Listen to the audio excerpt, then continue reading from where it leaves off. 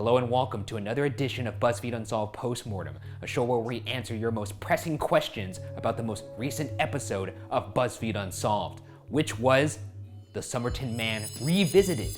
All the questions we're answering today came from you guys via our BuzzFeed Unsolved Facebook page, our BuzzFeed Unsolved Instagram page, as well as directly on the video on Bun. Feels good. Feels good. Ryan, can you believe that this season is already over? What a ride. That was a quick season. Quick 6. It was the ride of my life. And lots of fun cases. Not really fun, I guess, because, you know, it was a fun time to spend with my pal. I know pals out there, a lot of pals. It's a big pal. It's a pal con. What a wild ride. Did you ever feel like you were gonna get straight up bucked off? Bucked off? Like killed? I don't know. I was imagining this ride. We said this season was a wild ride. I was imagining. Oh, I see. Yeah. Hanging on to a raging mare, you know. Oh, see, I can't see you at the moment, so I didn't see that you were doing. Were you doing like a cowboy riding like a bull? Just now, I was pretending to ride a horse. Yeah. Okay. Well, you know, I didn't see that. We could do that again. Well, just for fun, I think it'd be fun if we both did riding a horse thing, and then the editor put some horse noises underneath it. Yeah, we could do that, and then like it could be almost like we're hanging on for all 6, and at the end we finally get bucked off by that wild bull. That's right, and that's sort of a metaphorical journey of this season. Okay, here, are you ready? Yeah, let's go. Okay, here we go.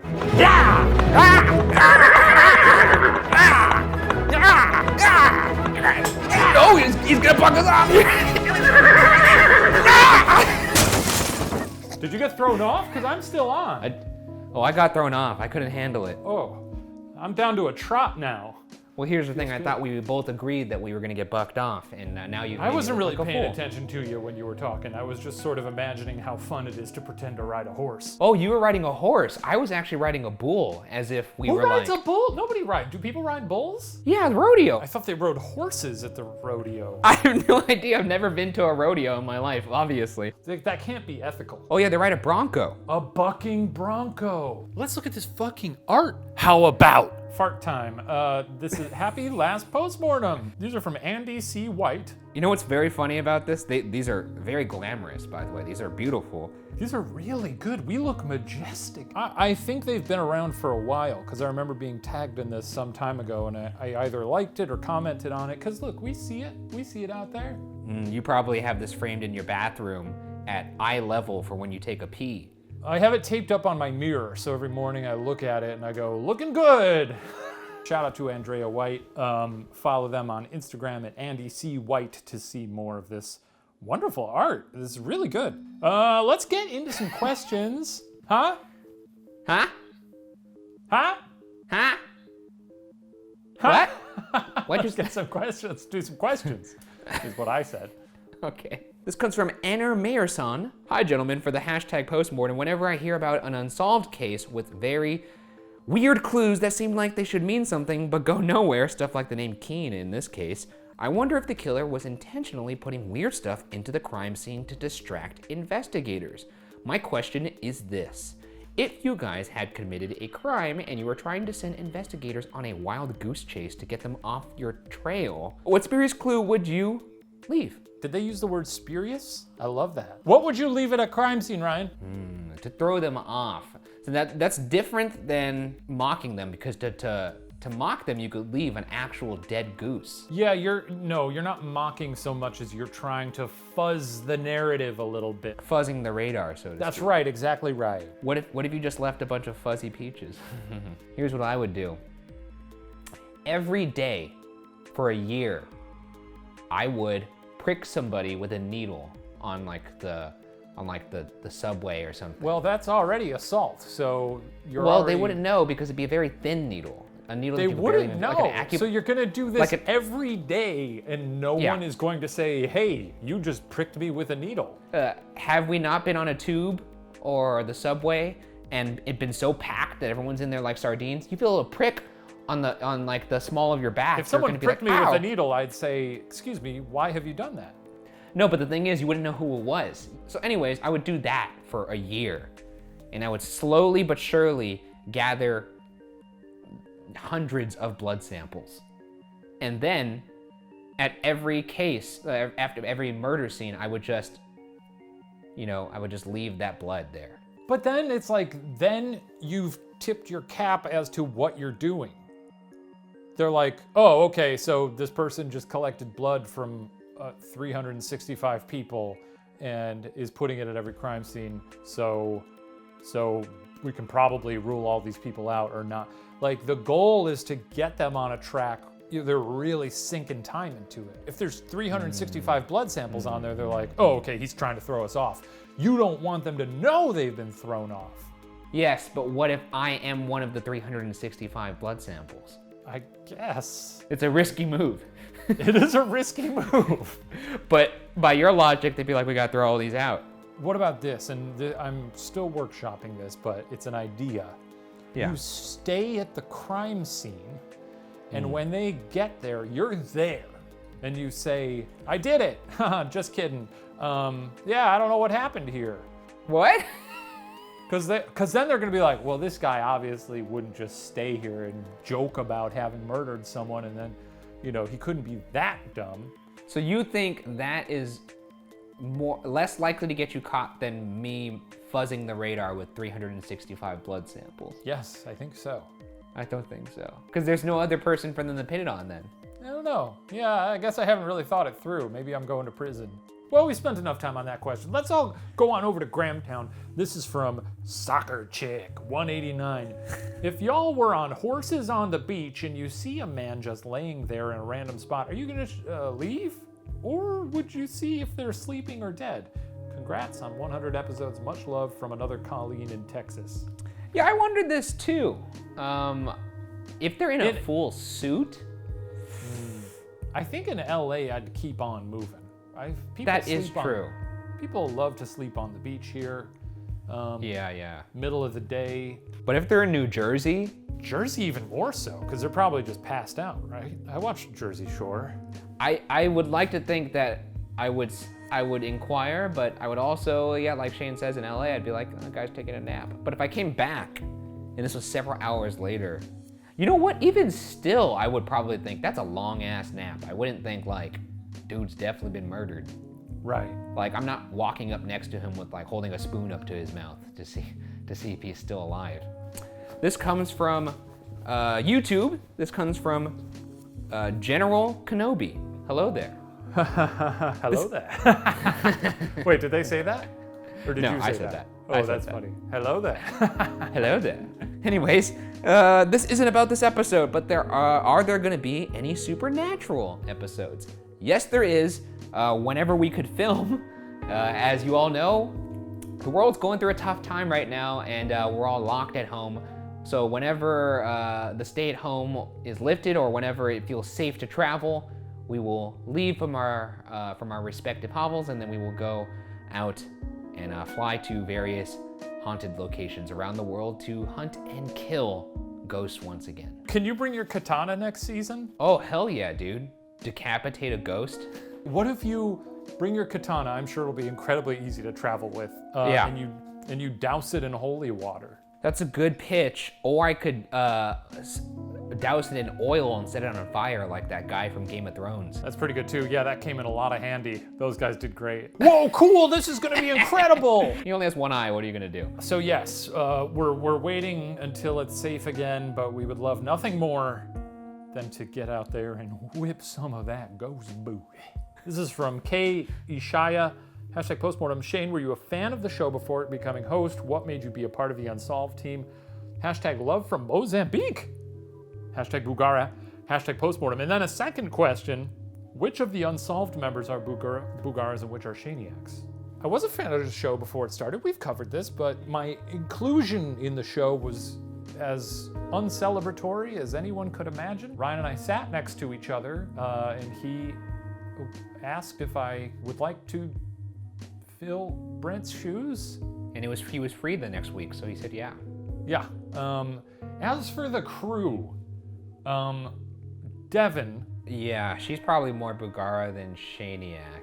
She's big time Bugara. Tej But Monster. within reason, though. She's a pragmatic Bugara, though. She is, but she does have a little bit of the vision. At the Lizzie Borden house, we were doing like a walkthrough of the house before, and we were upstairs, and she said that there was like 2 kids just standing in the room when we were up there. And she just kept looking at this one corner. And I was like, what are you doing? It was creepy. The Tej monster is for sure a Shaniac. Matt Rial, probably a Shaniac. And I would say so. Mark Celestino, probably Shaniac. A Shaniac. All right, that's that question. Next question. Let's go to Facebook. Penelope Tremblay. Hashtag postmortem. Great episode, you guys. While watching, I came up with my own theory. It's not really backed up by anything, so feel free to criticize it. Anyways, my theory is maybe the Somerton Man was murdered by his cult. Maybe the Rubaiyat formed a community of people who were all reading it, and the Somerton Man was part of it, and so did Thompson. The Somerton Man could have possibly betrayed the community in a way, and they got triggered and killed him, leaving the Tamam Shud as a message or something. What do you guys think? Hashtag Shaniac and Bugara. I would love a cult to factor into this. I think that's great. You know, I do love the idea of a cult as well. It's possible. I mean, as a dude who has posited that zombies may be the cause for Roanoke, All bets are off. I think it's fine for me to go, yeah, it could have been a cult. Richard Johnston, I wasn't entirely sure what he was trying to say here, but he said, this is a re-gift. Is he saying that because we are doing the same topic that we did before? Oh yeah, that could be it. That's very funny. That wasn't even a post-mortem comment. That was just, I think, someone commenting on the video. Also from YouTube, I'm not a waffle. If y'all were bugs, what bugs would you guys be? Have we answered this? Ryan, what bug would you be? Oh, what bug would I be? Let's see. I think you would be like one of those funny little pill bugs from A Bug's Life. Yeah, I was gonna say you'd be a dung beetle. Those guys are so goddamn funny. I keep thinking of characters. I'm just gonna think of you as, I mean, the easy answer is like a stick bug. Stick bug, yeah, I saw that coming. But it's just too easy. I feel like it doesn't capture your personality. Maybe like a fucked up butterfly? Yeah, I like that. Like a butterfly that has like one wing that's all like a butterfly. Like usually when kids see butterflies, they're like, "Oh, yay, butterfly!" But a butterfly where if you saw it, you'd be like, "Ugh." Let's go to Ethan Church from Facebook. He says, hashtag postmortem. I think that man was a Russian spy and was killed by the Russian government because he fell in love with Thompson and broke cover and for his relations with her. I think the note in the pants was left so they could connect it to the book that had the woman's phone number as a means to inform her what happened, but she denied it so she would not be targeted. I feel like the code doesn't mean anything and was a distraction to draw attention away from the woman. Bam, case closed from Ethan Church. He's very confident. I fuzzed out a little bit during that, but it does sound, you know, if I learned anything from Spy Things, which is mostly watching all the incredible seasons of The Americans on FX, an incredible television show, is that it's very convoluted and people die for making small mistakes. A lot of times, sometimes when you get your emotions involved, which is a big no-no when it comes to being a spy, despite That is true. Despite what the Austin Powers movies would teach you. Yeah, baby. Yeah. Shagadelic, baby. What if they found Austin Powers dead on a beach? In his blue tailored velvet suit. I do believe that he was murdered for his relation with the woman. Where I get a little fuzzy is whether or not the woman was also a spy. It's either he told her that or she was a spy also, because otherwise she would have identified him when they showed the bust of the face to her. I see, yes. Didn't she recoil? Wasn't she like, She looked like she was gonna faint, which means that like he must have told her, if something happens to me, people are gonna come and they're gonna ask about me. You gotta pretend like you don't know me. And if they come asking about me, that probably means I'm dead. Hashtag postmortem, this has nothing to do with the case, but my mom and I are planning to go to Eastern State Penitentiary after this pandemic is over. Got any words of wisdom? Eastern State. Go to the bathroom beforehand. Oh, that is that place, yes. I was trying to think of fun tips for that place, and then I realized it is where I pooped water for a bit, and then couldn't evacuate my bowels for days. He had a constant layer of sweat on his face the entire investigation. Do you remember how fun it was when we released that and that video hit and everyone was like, Shane looks like he done seen a ghoul in this one. I think it really rattled him. And I was so excited for the postmortem to come around so I could say, I ate a bad hot dog. Yeah, my tip there for having a good time there is don't eat hot dogs at the baggage claim in Philly. Let's move on here. Maybe one last question? Sure. This comes from YouTube, and this comes from Lemonade Suicide. Yeesh. Has anyone compared the code to any of the poems in the Rubaiyat? Is it at all possible that the code correlates with any of the lines or words #postmortem? I haven't done that, and I imagine the authorities did do that. That seems like a no-brainer. Though, frankly, you'd think that, but a lot of people working on these cases also seem like no-brainers, if you know what I'm talking about. What if we looked in the book? Wait, I'm trying to... Christmas Day on the beach. What if we looked on the... I can't do an Australian accent. Well, let's keep going here before he descends into madness. Let's go to Toastmortem to finish out. Oh, Toastmortem. I forgot about Toastmortem. Toastmortem, if you haven't tuned in all season, is our fun little replacement for Roastmortem because the world could use a little positivity right now, and we're simply toasting. Elisa Kate Farmer says, #Toastmortem. Let us give a toast to the legend that helped get Unsolved on its feet. Brent Bennett. May he rest in peace. A pro, a sweetheart. Yeah, a big thanks to Brent for helping us start this series until he eventually was like, I don't want to do this anymore, which was exactly how it went down. I always appreciated his frankness. I do miss still him. My friend to this day. A very good guy. In your heart, you mean? You're right. Thank you for catching that because he will forever be in our hearts. Here's another Toastmortem from Patrick Murr named Toastmortem to Ryan and Shane. Wait, that's us. Congrats on 100 episodes and thank you for giving us entertainment during this time. I picked this. I didn't realize the Toastmortem to Ryan and Shane part as much as I realized the 100 episodes. It's a huge accomplishment, and it really goes way beyond Shane and I. That goes to the entire Unsolved team, down from the researching staff to the editing staff, and to the people who actually QC the video, put the video up, everyone who's responsible for making sure the show gets made. There's a whole army of people that are responsible for making sure this show still goes, and it's a big accomplishment for everybody at BuzzFeed. So I would say this extends more to them than it does to Shane and I. So on the other side of that, we wouldn't be here without you. The old That's gang right. watching us. So, you know, you guys are great. It's a crazy thing that we're still here, 4 years later?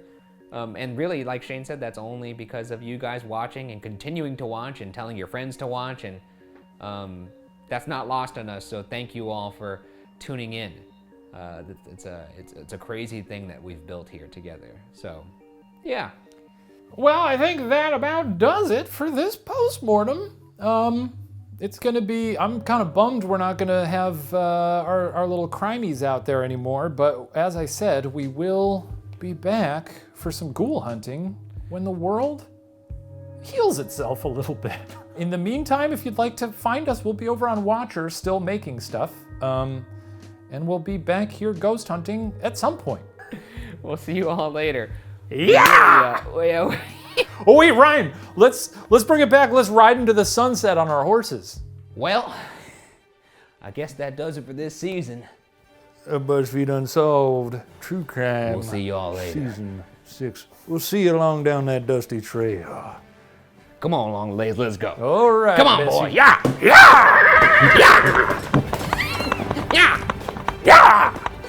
And now start playing music as we they've got to out play some credits- really triumphant Western music. While credits roll as we're riding off into the sunset. Yeah, keep riding, because the credits will go over this.